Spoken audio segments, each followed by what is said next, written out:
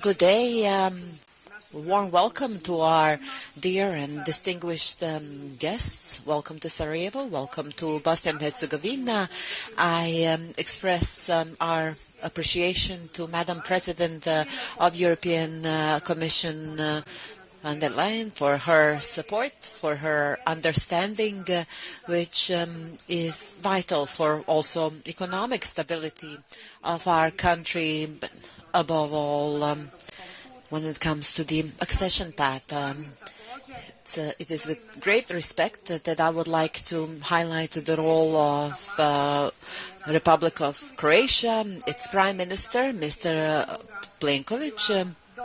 His role in many segments of our accession path was essential when it comes to the filing of membership application back in 2016 to the granting of the candidate status in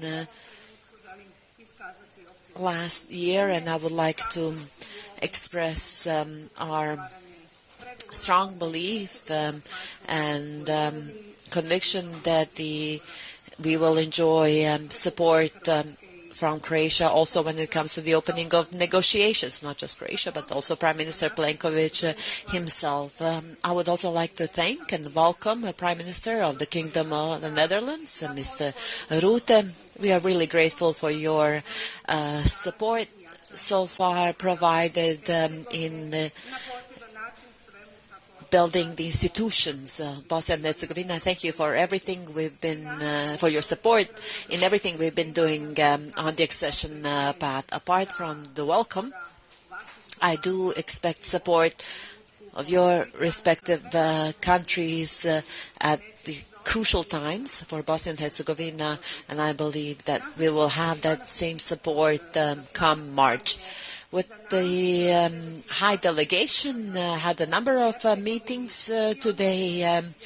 This is a testament of our good cooperation, of the support that we enjoy from our EU partners. During our today's meeting, together with the EU team, the EU delegation, on behalf of the Council of Ministers, together with my colleagues, I in fact informed the delegation of all the deliverables on January 21st. It will be actually 1 year since the appointment of the Council of Ministers. I used the opportunity to inform them of our deliverables in the course of our 59 sessions and over 1,000 materials and documents that were adopted in the realm of rule of law, judiciary, human rights, anti-corruption, combating organized crime, aligning positions of Bosnia and Herzegovina with the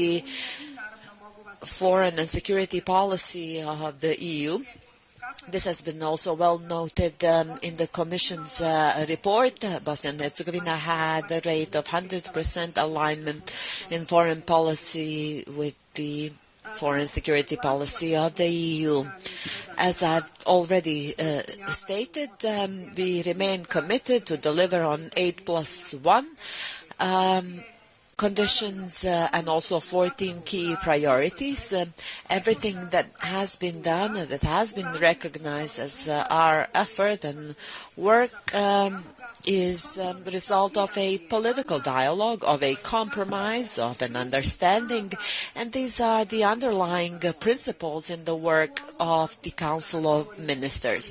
Along these lines, speaking of the actual work of the Council of Ministers, I cannot also but thank the political party leaders and thank them for the meeting last week. This meeting reaffirmed the commitment to work on the accession path towards the opening of negotiations as a next step in the accession process. So thank you to our leaders for everything they've been doing so far, and I'm grateful for the demonstrated ability that that this country can indeed deliver. We also used the opportunity to inform our dear guests that the Council of Ministers had submitted 13 draft laws into parliamentary procedure. Out of 13, 6 were endorsed in the parliament and came into effect. Now, currently, we have other legislation in the pipeline, and I will just briefly reflect on it in my later remarks. Just also to comment on the remarks of Madam President during her visit to Bosnia-Herzegovina on November 1st, when she announced the growth plan for the Western Balkans, including Bosnia and Herzegovina. In fact, in order to implement and deliver on the growth plan, we had certain obligations, including a reform agenda to be submitted to the European Commission, and also to appoint the implementation team under the growth plan. I would like to inform that we completed these activities at our most recent session as the chair of the implementation team. I will be the one convening the implementation team and will continue delivering responsibly on the growth plan. Also, based on our prior agreements and dialogue, I expect us very soon to have the economic reform program adopted for the period 2024 to 2026. We are also working intensively to modify the election law of Bosnia and Herzegovina, either through the working groups, but also at the level of political party leaders. We are discussing and reaching an agreement on issues. I cannot but highlight the commitment of political leaders to resolve any sticking points in terms of the election process through domestic ownership of the domestic process as a precondition to provide for stability, prosperity, and above all, the accession path of Bosnia and Herzegovina. Let me stress that we expect from the EU being our key partner, to continue encouraging and fostering processes that will take us all the way to reaching a dialogue in the country, not just on the election law, but any other issues, so that we have full responsibility in our own hands as representatives of institutions being the decision-making bodies in this country. We must do our utmost to avoid any interventions, any impositions from the international community. Such impositions or intervention could seriously undermine the relations within the not just state-level coalition, but could also undermine the functioning of the institutions of this country and their proper work and functioning.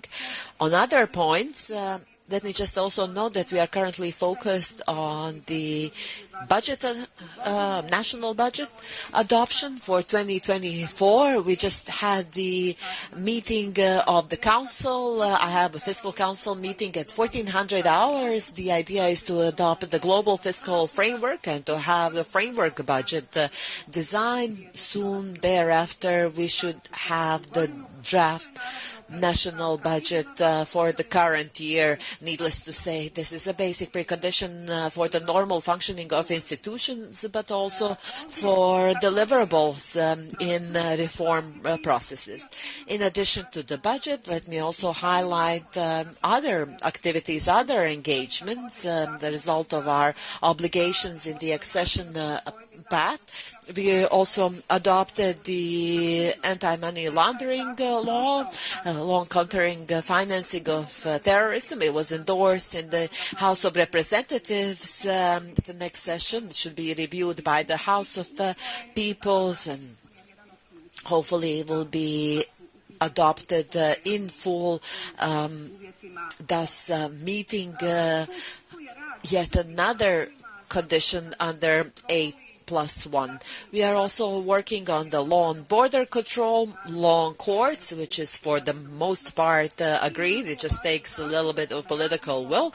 Another important piece of legislation is the law on conflict of interest. I'm deeply convinced that with the technical amendments to the law on High Judicial and Prosecutorial Council, where we had only one minor technical modification to the prior adopted version.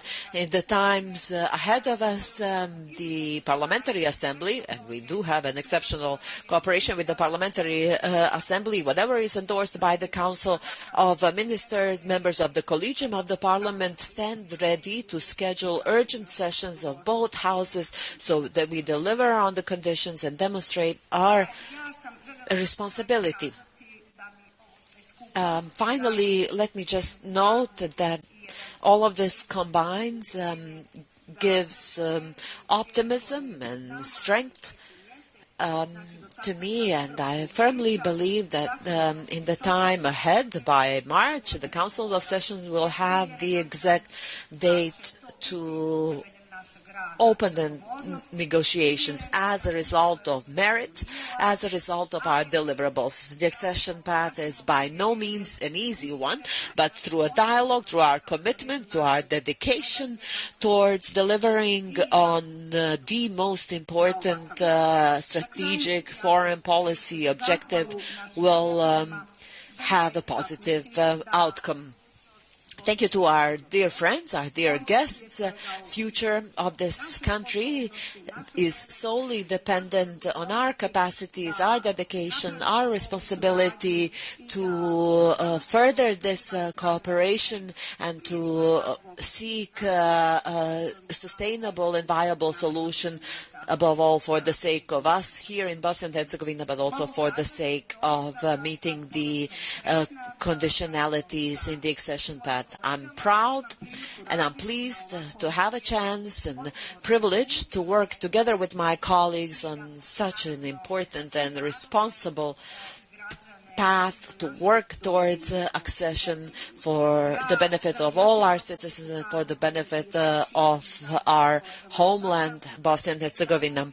As I said, together with my colleagues, and it was our common position shared during the meeting, that in the days ahead will remain relentless in working further, scheduling sessions, seeking to deliver on the goal. Welcome once again. Thank you for the support. Thank you for the understanding you've been providing us continuously. Thank you for taking your time, and thank you for believing in the European future of Bosnia and Herzegovina. Thank you, Madam President. I'll kindly ask Madam President of the European Commission, Madam Ursula von der Leyen.